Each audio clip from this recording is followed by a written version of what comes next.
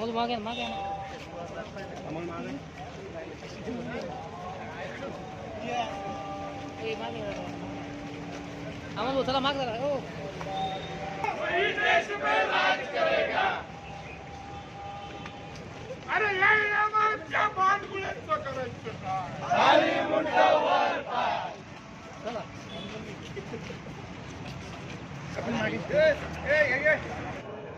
आज सकाळी बळजबरीनं काही दुकानं बंद करण्याचा प्रयत्न या ठिकाणी केला गेला। आमची भूमिका एवढी आहे की हिंदूंचा रक्षाबंधनाचा सण तोंडावर असताना अशा पद्धतीने दुकानं बंद करणं आणि MIMच्या एका नेत्यांनी प्रसिद्धी माध्यमाशी बोलत असताना तलवार काढण्याची भाषा या ठिकाणी केली। अशा पद्धतीने जर भाषा कोणी वापरत असेल तर ती कदापि सहन केली जाणार नाही। महाराष्ट्रामध्ये कायद्याचं राज्य आहे, अशी तलवार बंदूक गोळीची भाषा कदापि कोणी केलं तर त्याला पाठीशी घातलं जाणार नाही। त्याला त्याच पद्धतीने उत्तर देण्याची ही छत्रपती संभाजीनगरची इतिहास आहे आणि त्याच पद्धतीने त्यांना उत्तर दिलं जाईल। त्यांच्या भावना दुखावल्या गेल्या असतील तर त्यांनी कायदेशीर पद्धतीने मागणी केली पाहिजे, परंतु बळजबरी जाऊन कोणाचं दुकान बंद करायचं आणि बळजबरी एखाद्या 5, 50, 100 लोकांचा मॉब जमा करायचा आणि पोलीस स्टेशनवर जाऊन दबाव टाकायचा, अशा पद्धतीने या महाराष्ट्रामध्ये चालणार नाही। आणि आम्ही पोलीस आयुक्तांना विनंती केलेली आहे की आपण हे प्रकरण अतिशय गंभीरतेनं घेतलं पाहिजे आणि जे लोकांचे माती भडकवण्याचा प्रयत्न करत असतील आणि या शहराची शांतता आणि सुव्यवस्था बिघडवण्याचा प्रयत्न करत असतील त्यांच्यावर वेळीच कारवाई केली पाहिजे, म्हणजेच उद्याची होणारी कोणतीही मोठी घटना या ठिकाणी थांबवता येईल। यासाठी म्हणून आपण माननीय पोलीस आयुक्तांची भेट घेण्यासाठी आमचं शिष्टमंडळ या ठिकाणी आलं होतं। आम्ही माननीय CP सरांना भेटलो, त्यांना आमचं म्हणणं काय ते सांगितलं, त्यांनी ऐकून घेतलं आणि निश्चित आम्हाला खात्री आहे की आमच्या ज्या मागण्या आहेत, आमच्या म्हणजे या पक्षाच्या मागण्या नाही, या शहराची शांतता आणि सुव्यवस्था कशा पद्धतीने अबाधित राहील त्यासाठी करायच्या उपाययोजना याबद्दल आम्ही मागणी केलेली आहे आणि निश्चितच ते कारवाई करतील अशी आम्हाला त्यांच्याकडून अपेक्षा आहे। जो कल की कुछ घटनाओं को लेकर इस शहर में सवेरे से जो माहौल बनाया गया,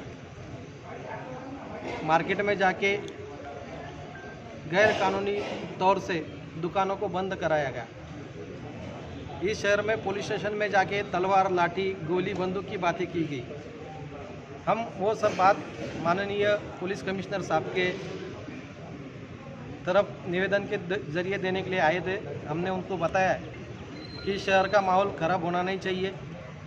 जो कुछ गैर कानूनी तौर से लोगों को जमा करना, उनको भड़काना, उनको उकसाना और दो समाज के अंदर तेड़ करने की कोशिश करना, हम ये बातों को मद्देनज़र रखते हुए आज CP साहब से मिले। CP साहब से हमने गुजारिश की कि अभी हिंदुओं का सबसे बड़ा माने जाने वाला त्यौहार जिसको हम रक्षाबंधन कहते हैं वो आने वाला है और इस त्यौहार के पहले दिन इस तरीके की घटना शहर में होना उचित नहीं है। इसलिए जो ऐसी घटना करने की कोशिश करेगा उसके ऊपर कार्रवाई की जाए, ये मांग के लिए हम आज माननीय पुलिस आयुक्त सर के पास आए थे।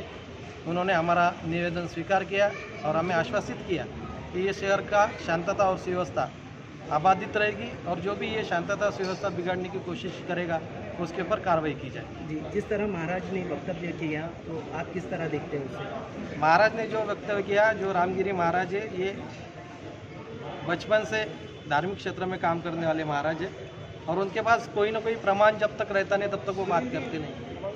उनका जो वक्तव्य है वो उनके पास क्या प्रमाण है ये चेक किया जाना चाहिए। लेकिन अगर कोई वैजापुर में बोलता है तो आप कायदे की तौर पे उसके साथ झगड़ा कीजिए, ना कि जो हमारे लोग हैं, जो हिंदू हैं, उनकी दुकानों में जाके उनकी दुकान बंद करना, ये कोई उसका उपाय नहीं है। आपको अगर उनके वक्तव्य पे ऐतराज़ है तो आप उनके सामने बैठिए, उनसे बात कीजिए और जो चीज़ उन्होंने बताई है, जो बात उन्होंने कही, वो बात बोलने के लिए उनके पास क्या प्रमाण है ये वो आपको बताएगी।